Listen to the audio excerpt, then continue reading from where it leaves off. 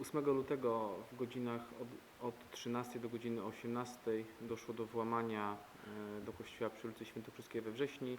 Po otrzymaniu zgłoszenia na miejsce zostali wysłani policjanci z grupy dochodzeniowo-śledczej.